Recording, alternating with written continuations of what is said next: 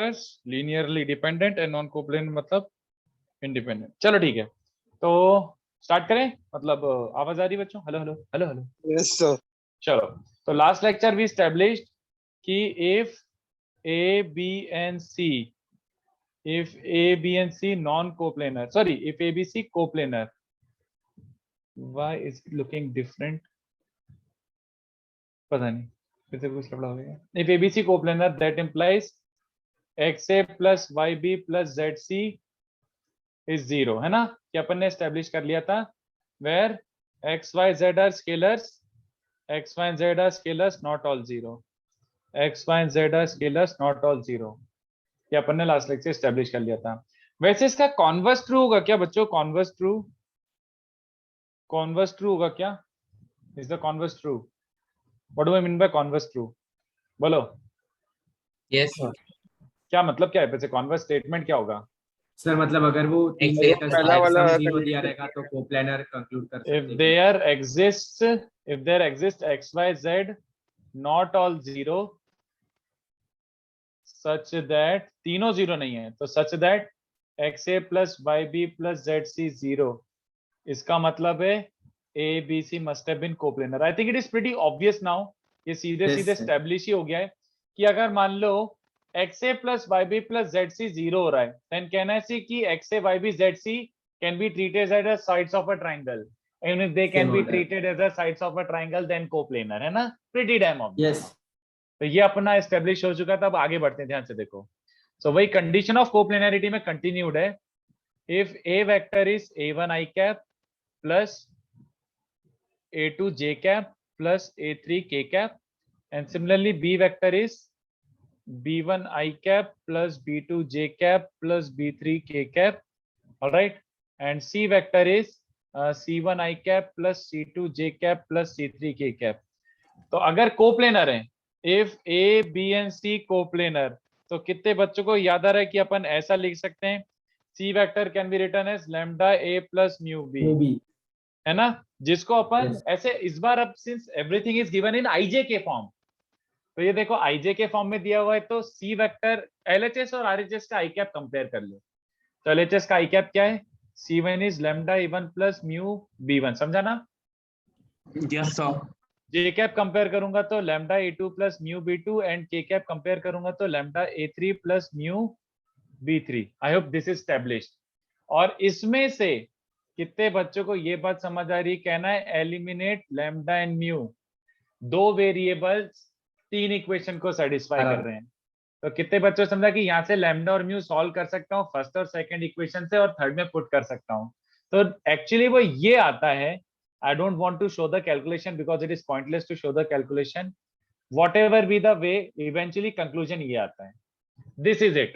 अगर ABC coplanar तो ये ट्रू होगा, which means ये ट्रू होगा, और इन तीनों इक्वेशंस में लैम्डा और म्यू एलिमिनेट करोगे तो जो बचेगा वो ये बचेगा, डब्बा जीरो। तो this is the condition of coplanarity. अगर ABC coplanar, then this is the condition of coplanarity.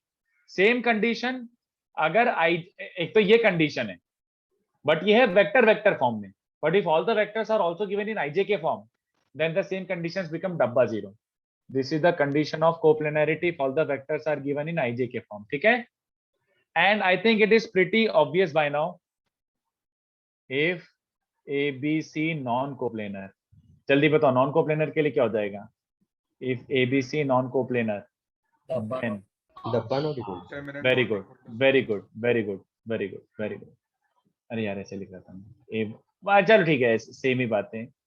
A1, A2, A3, B1, B2, B3, determinant of those components zero, non zero. Sir ऐसा भी सेम ही रहेगा? हाँ sorry ऐसा turn करके भी same ही रहेगा? हाँ, मतलब if you interchange rows and columns the value is eventually the same. अब वो डिटरमिनेंट की बात हो गई, बट ठीक है, मतलब कॉलम वाइज लिखो या रो वाइज लिखो, दोनों की वैल्यू सेम आती है, दोनों की वैल्यू सेम आती है, डजंट मैटर एट ऑल। तो ये अपना नया कंडीशन आ गया कि कोप्लेनर है तो डब्बा जीरो, और नॉन कोप्लेनर तो डब्बा नॉन जीरो। इसको छापो जल्दी से, क्विकली। हाँ सर एक वो कंफर्म करना था, मतलब सर वो जो तीन वेक्टर्स दिए थे सर, अगर वो नॉन कोलिनियर है तो फिर वो नॉट ऑल जीरो वाला कंडीशन नहीं लगेगा ना? If no two are collinear, then x, y, z तीनों नॉन जीरो होंगे. हाँ ओके सर. और अगर वो दोनों कोलिनियर है तो एटलीस्ट एक को जीरो होना पड़ेगा. एक ही जीरो होगा, एटलीस्ट एक नहीं, एक ही जीरो होगा. हाँ एक ही. सॉरी. अगर मान ले a और b कोलिनियर है तो z जीरो हो जाएगा, but x a plus y भी एग्जिस्ट कर जाएगा जीरो. हाँ सर. और उससे वो थियरम भी प्रूव किया. तब हाँ, तो वो theorem stands true. Yes. Okay. Thank you sir. या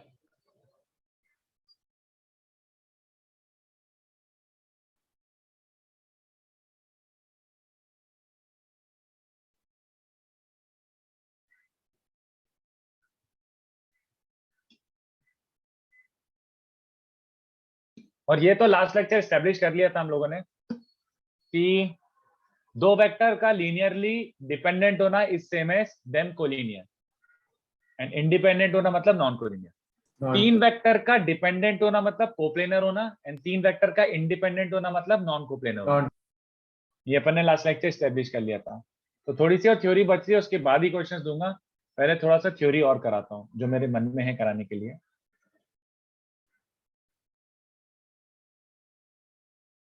So once I can show the first line. जल्दी लिखो ना यार भाई यार. सर आपने कन्वर्स कैसे प्रूव किया? वो I think it is pretty damn obvious ना यार. अगर एक्स ए plus Y B plus Z C zero है तो इन तीन वेक्टर्स का एडिशन जीरो हो रहा है, तो we can treat them as sides of a triangle ना. ओके. कोप्लेनर.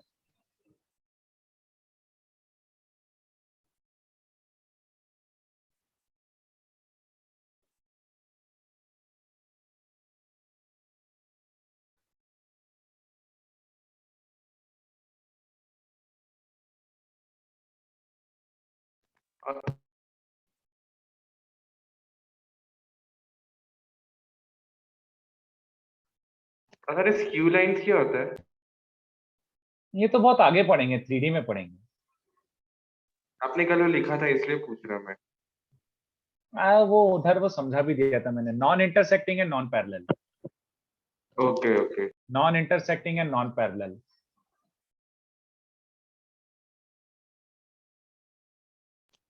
ओके. चलो जल्दी छापो बच्चों.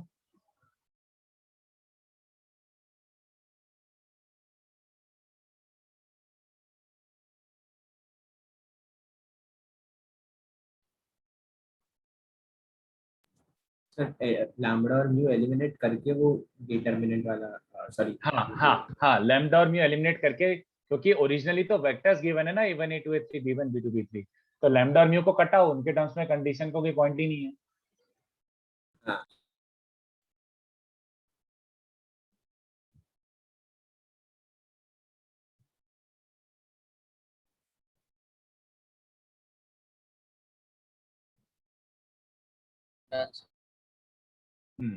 चलो अब मैं एक और स्टेटमेंट लिख रहा हूं. ये देखो, what is this statement? 4 or more vectors in our 3 dimension 3D में 4 और 4 से ज्यादा वेक्टर हमेशा क्या होंगे? Always linearly dependent. 4 और 4 से ज्यादा वेक्टर तो एनीवे लीनियरली डिपेंडेंट, कोई से भी चार ले लो. You take any 4, they are always linearly dependent. Let me prove it by something else. मतलब मैं डायरेक्टली ये जस्टिफाई नहीं कर रहा, पहले कुछ थ्योरम बना रहा हूँ और वो थ्योरम का यूज करके you can justify this in a second. You can justify this in a second. Alright? तो ये देखो बहुत इजी है. थ्योरम क्या बोल रहा है बच्चों? ये थ्योरम है और इसको मैं यूज करूंगा. If A, B and C non coplanar है ना, पहले ही समझ के रख लो, नॉन कोप्लेनर वेक्टर्स हैं तीन. Then any vector in space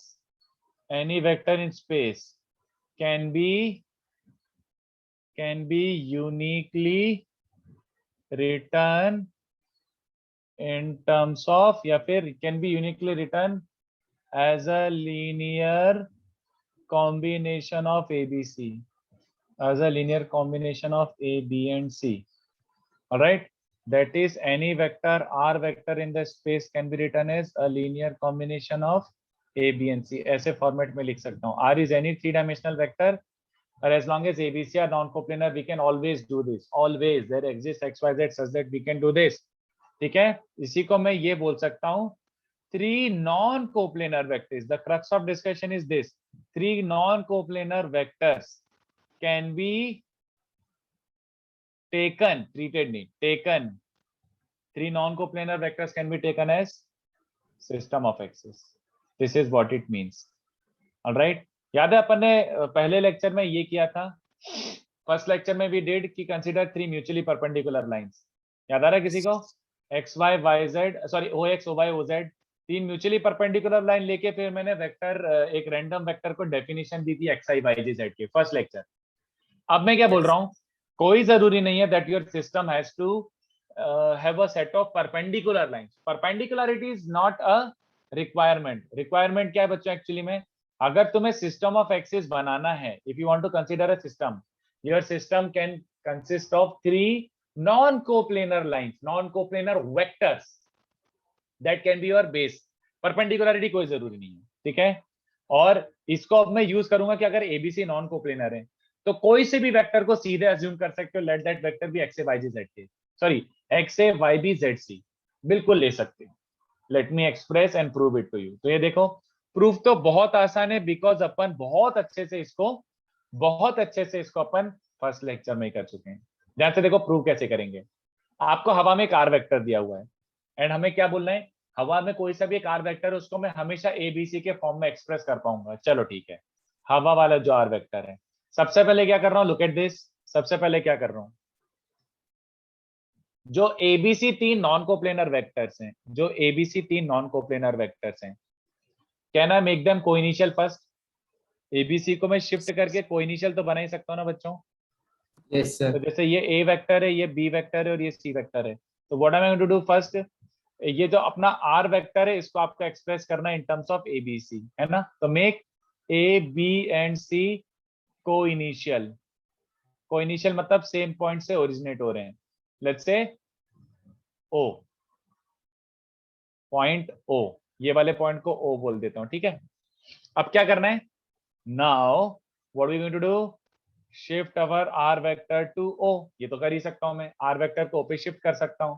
और उसके बाद देखो, R वेक्टर को O पे शिफ्ट करने के बाद taking R vector as body diagonal, taking R vector as body diagonal, we can construct a unique parallelepiped. We can construct a unique parallelepiped whose edges are along A, B and C. तो मैंने काफी सारा information एक साथ लिख दिया. Let me explain it to you. सुनते जाओ अभी चुपचाप. क्या लिखा है ये, अरे यार ये पैरेलल बनना बहुत मुश्किल होता है.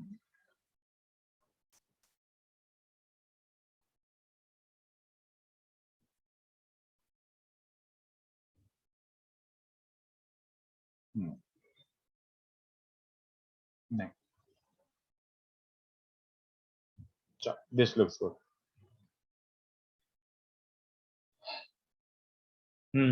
ये देखो बच्चों, तो मैंने क्या बोला, पहले तो आपने R वेक्टर को इस पे शिफ्ट करा था. You first shifted the R vector to origin. Okay, you shifted R vector to origin. ये R वेक्टर, तो इसी को मैं उठा के ऐसा होना था. तो this was your original R vector. तो आपने R वेक्टर को शिफ्ट करा. सिंस R वेक्टर का लेंथ और डायरेक्शन तो फिक्स्ड है, सिंस R वेक्टर का लेंथ और डायरेक्शन तो फिक्स्ड है, तो P पॉइंट फिक्स हुआ कि नहीं बताओ. P पॉइंट फिक्स हुआ. Yes, sir. की पॉइंट से ध्यान से सुनना मैं क्या कर रहा हूं, and let me explain you what is parallelepiped also. First of all, parallelepiped क्या होता है, 3 डायमेंशनल पैरेललोग्राम. जैसे क्यूबॉइड क्या होता है, 3 डायमेंशनल रेक्टेंगल, वैसे पैरेललोपाइपेड क्या होता है, 3D parallelogram. Let me make you understand. देखो, ये तुम्हारे पास मान लो एक क्यूबॉइड है, ठीक है, ये क्यूबॉइड है. इस पे सरफेस पे हाथ रखो और ऐसा, मतलब स्पंज है, स्पंज पे सरफेस पे ऐसे शियर फोर्स लगाओ. तो कितने बच्चों को समझा स्पंज ये हो चुका है, हाँ है ना, ऐसा हो जाएगा. But don't stop Okay. Yet, क्योंकि अभी भी इसका बेस रेक्टेंगल है. ध्यान से देख लो, बेस इज स्टिल रेक्टेंगल. अब इस पे वापिस से ये तो लगाया ही है, उस डायरेक्शन में भी शियर फोर्स लगा दो, उस डायरेक्शन में भी. बात समझ आ रही है. तो अब कितने बच्चों को सारी चीजें पैरेललोग्राम हो चुकी हैं, सारे face. Do you can you imagine that sponge, sponge को पहले ऐसे भी लगाओ फिर जेड डायरेक्शन में भी लगाओ, दोनों डायरेक्शन में लगाओ तो स्पंज अब कैसा बन चुका होगा, जैसा ये रेड वाला डायग्राम है, parallelogram parallelogram. Can you imagine it? जल्दी बताओ। Yes, sir. So that whatever if you apply two forces, एक बार ऐसे डायरेक्शन में और एक opposite उस डायरेक्शन में, तो जो बचा हुआ डायग्राम है, स्पंज जो बच रहा है उसका हर फेस पैरेललोग्राम है, and that thing is called parallelepiped. So I hope you understand what's a parallelepiped. I hope sir you base अभी understand. रेक्टेंगल नहीं रहा है। अब बेस रेक्टेंगल नहीं रहेगा ना, दो ट्रांसफॉर्मेशन के बाद base is not a rectangle, every face is a parallelogram now. Okay okay चलो ठीक है, तो क्या बन जाएगा, क्या कर रहा था मैं, कुछ तो कर रहा था यार मैं, नेवर माइंड। सो हाँ, तो पैरेललोपाइपेड यूनिक कैसे होगा ये भी समझाना पड़ेगा। देखो पहली बात, इस बार क्या करना पड़ेगा, P से parallel to A vector, parallel to B vector and parallel to C vector, तीन ऐसे लाइंस बनाओ।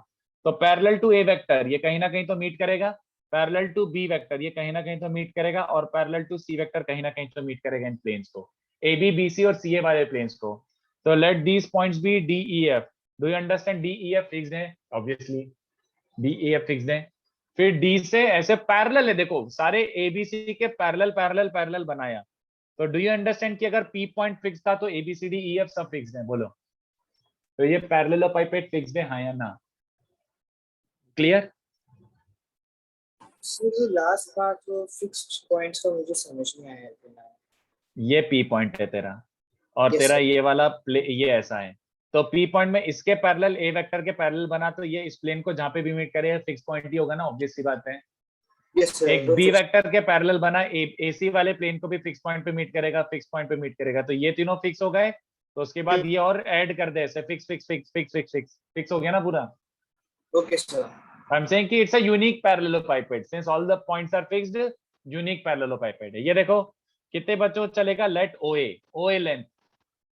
OA length be x units, let OB length be y units, and let OC length be z units। चलेगा क्या? क्या ये बोल सकता हूँ Yes. x y z known होंगे, क्योंकि OA OB OC Yes. सब कुछ फिक्स्ड है and they are dependent upon R vector, तो ये जो भी आने वाला होगा ये फिक्स ही आएगा, दिस इज फिक्स्ड। ठीक है, इधर ध्यान से देखना, अगर आप एक्सिस इधर क्या बोलते हैं बच्चों, OA OB and OC, these are called projections of R vector along A vector, B vector and C vector। ध्यान से देखो, बहुत इंपॉर्टेंट है ये और थोड़ा क्रूशियल टाइप भी है, ये सबको क्लियर नहीं होता क्योंकि इस पे ध्यान ही नहीं देते हैं। अगर तुम्हारा coordinate system he, if your system of reference is mutually perpendicular, if your system of reference is mutually perpendicular, then how do you find the projections along x y z axis? projection निकालने सिखाया था, 90 degree से मिल जाता है, बोलो बे। Yes Yes, sir. हाँ sir हाँ, Yes. तो by default, since by default अपन mutually perpendicular वाला सिस्टम लेते हैं, projection is always defined as projection और component length, projections या फिर component length भी बोल दो कि यार तुम्हारा ये जो वेक्टर है xi cap plus yj cap plus zk cap, तो x जो है कंपोनेंट अलोंग i कैप, वो कैसे निकालते थे बच्चों, कंपोनेंट अलोंग i कैप, इस वेक्टर का परपेंडिकुलर ड्रॉप कर दो, drop a perpendicular, that gives you component length. But अगर तुम्हारा सिस्टम परपेंडिकुलर नहीं है, देन प्रोजेक्शन और component length is not defined as perpendicular. In fact projection is never defined as perpendicular. ये देखो कंपोनेंट लेंथ एक्चुअली कैसे मेजर करते हैं, कंपोनेंट लेंथ ध्यान से सुनना, ये तुम्हारा P पॉइंट है, तो measure it parallel to a vector, a vector के पैरेलल जो मेजरमेंट हो रहा है PE, बात समझ आ रहा है, PE is your component length along A, या फिर OA is your component length along A. अगर P से A वेक्टर पे 90 डिग्री ड्रॉप करोगे तो it will not be OA। Do you understand? क्या ये किसी को समझ आ रही है मेरी बातें? सर आप एक हाँ। बार बता सकते हो कि आर वेक्टर के टर्म्स में हम ओए को कैसे लिखेंगे, लाइक हम परपेंडिकुलर एक्सिस में कैसे लिखते थे आर कॉस थीटा वो सब? नहीं, उसके लिए तो हमें प्रॉपरली R वेक्टर देना पड़ेगा, you will have to give me a vector, तभी तो मैं लिख पाऊंगा। No sir, I just wanted to know how to resolve that r along a vector. Are you asking कि आर को एबीसी के टर्म्स में कैसे लिखना है कि उल्टा you are asking? I am asking r को रिजॉल्व कैसे करेंगे? तो वही तो मैं डिराइव कर रहा हूँ, ओके, वही तो मैं डिराइव कर रहा हूँ। बट रुको, Sir. पहले ये सुन लो, कंपोनेंट लेंथ मतलब स्क्यू एक्सिस में कैसे डिफाइंड होता है। इनफैक्ट एनीवे ऐसे डिफाइन होता है। ध्यान से देखो, मैं 2D में समझाता हूँ, ज्यादा अच्छे से समझ आएगा। ये एक वेक्टर है, तो तुमने अभी तक इसका x कंपोनेंट और y कंपोनेंट कैसे सीखा? परपेंडिकुलर ड्रॉप करो, ये x और ये y। नहीं, एक्चुअल डेफिनेशन पता है क्या होती है? वो हमेशा वैलिड है। तुम पैरेलल टू x बनाओगे तो x कंपोनेंट मिलेगा, और पैरेलल टू y बनाओगे तो y कंपोनेंट मिलेगा। That is the correct definition, which is same as perpendicular, क्योंकि तुम्हारा सिस्टम भी परपेंडिकुलर है। बट अब ध्यान से देखो, अगर तुम्हारा सिस्टम ऐसा है, बहुत अच्छे से सुनना, अगर सिस्टम ऐसा है तो इसका ये वाला कंपोनेंट कैसे मेजर होगा बच्चों? परपेंडिकुलर ड्रॉप करके? बोलो No. Yes.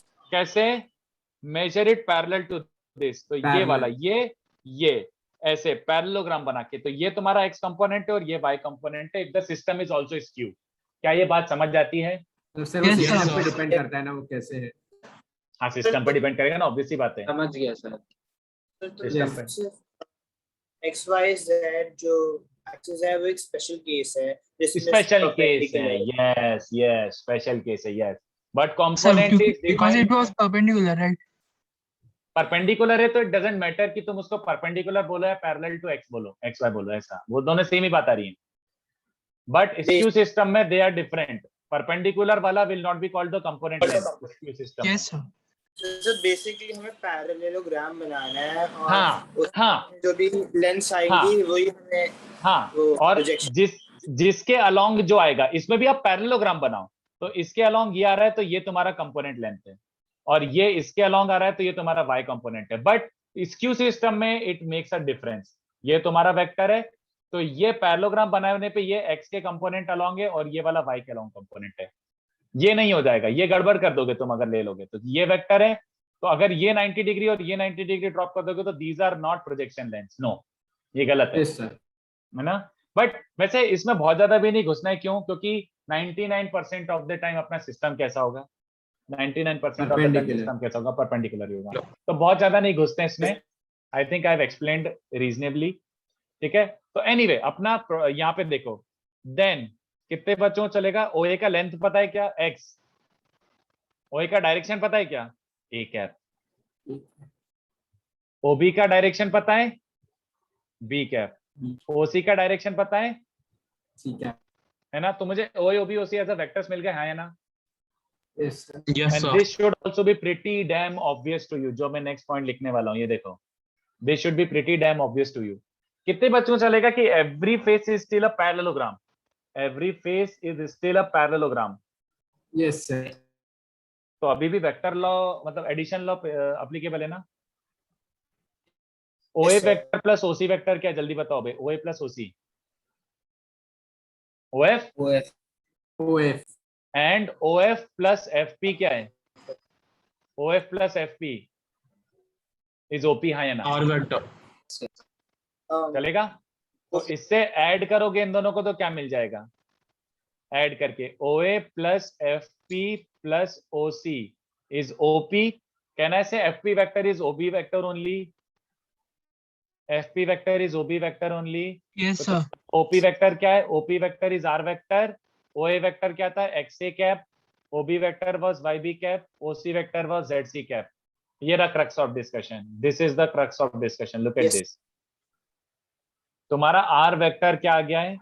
मैं स्मॉल x को ऐसे लिख सकता हूं क्या बच्चों? A कैप को A vector upon mod A लिख सकता हूं, और x और मॉड A मिला के कैपिटल X लिख रहा हूं। चलेगा क्या? Okay sir. है ना? यही तो प्रूव करना था। Did I just justify this? क्या यही प्रूव करना था क्या? Any vector in space can be uniquely written as a linear combination of 3 non coplanar vectors A, B and C। यही प्रूव करना था क्या? सर आप वापस बता सकते हो कैपिटल X Y और Z क्या? मेरे थोड़ा सा तो दिमाग लगा ले। A को अपन ये लिख सकते हैं कि नहीं बता, और हाँ, x sir. Upon mod A को कैपिटल X बोल दिया, ओके ठीक है। बस। क्योंकि अपन को क्या करना था, any vector in the space was to be represented in terms of A B and C. Did I just do that? I kind of did. तो did I just prove my theorem? Did I just prove my theorem कि ABC के form में किसी भी vector को लिख सकते हो? तो let ABC be system of axis. Why does it have to be IJK? ठीक है, तो this is your theorem. Copy this और अपन इसको यूज करेंगे. एक एग्जांपल लिख देता हूं, चलो एक एग्जांपल लिख देता हूं, सुन के सोच के बताना, ठीक है? Example, if a and b non collinear, जरा सोच के बताना. If a and b are non collinear, then any vector in 3D in space बोल रहा हूं, can be written as, can be assumed as और can be taken as. सोच के बताना क्या ये सही है? एनी वेक्टर आर वेक्टर हवा में कैन बी टेकन एज. बोलो, क्या ये समझा किसी को?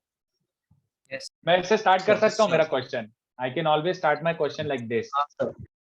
कैसे? देखो, अगर ए और बी नॉन कोलिनियर हैं तो कितने बच्चों को समझा? ए क्रॉस बी ऐसे वर्टिकली ऊपर आ जाएगा ना.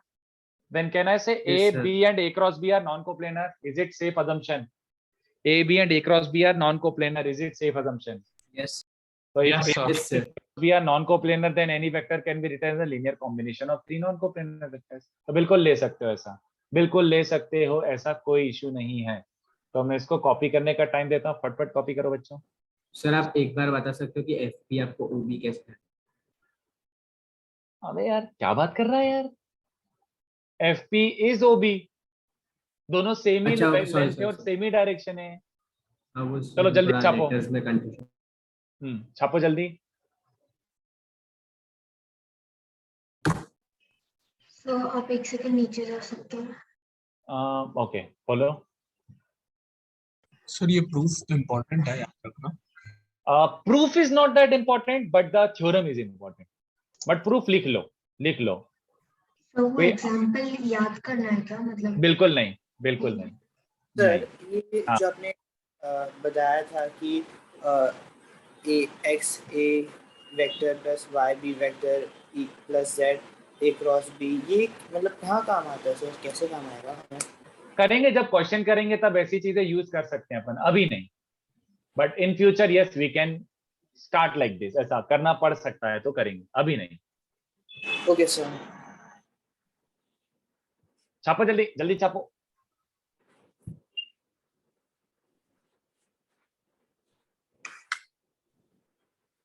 Yes Ayush, correct.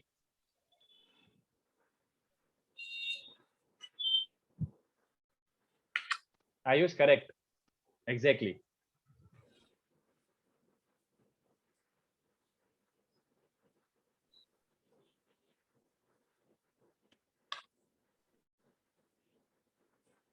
जल्दी छापो बच्चों.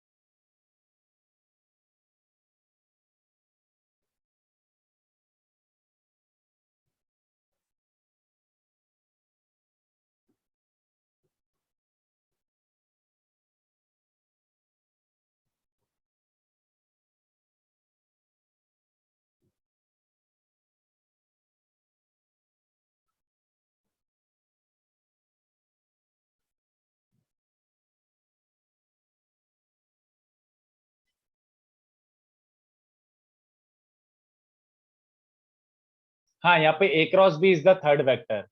a cross b is the third vector क्योंकि a cross b is non coplanar to a and b. तो a क्रॉस b को ट्रीट कर सकते थे एज अ थर्ड वेक्टर.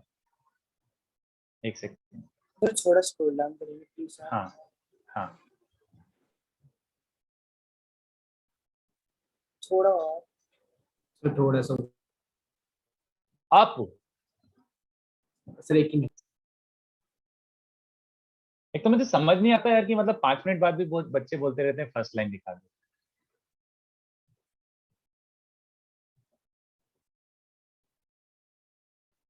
हाँ सर हो गया.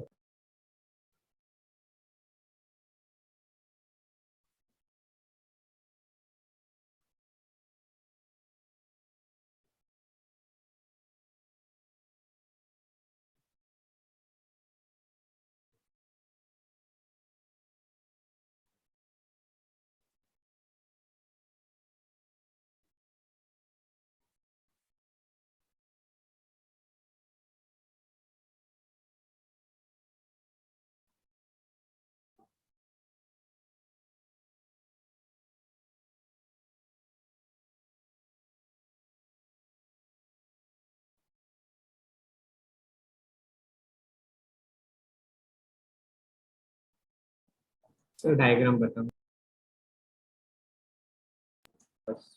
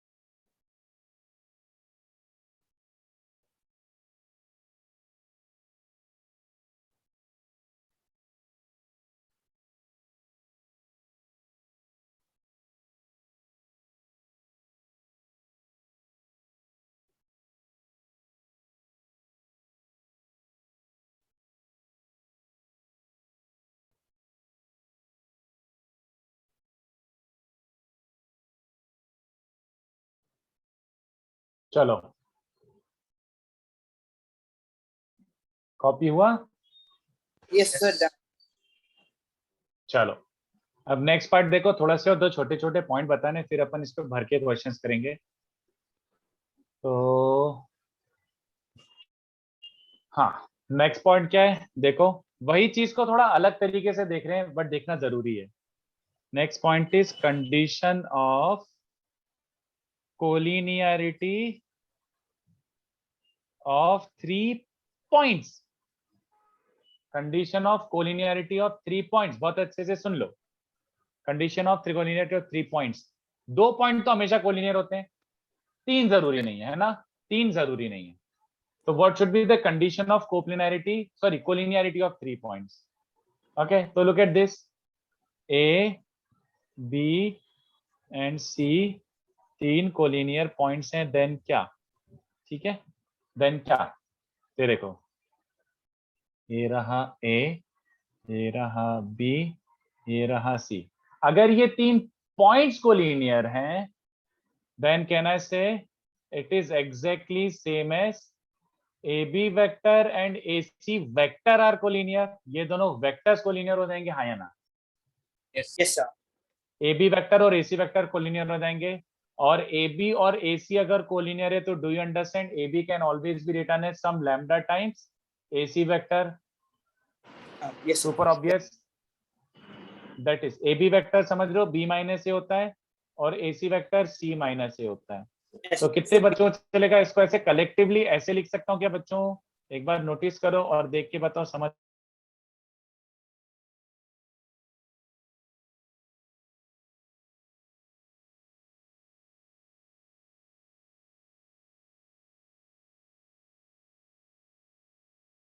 सर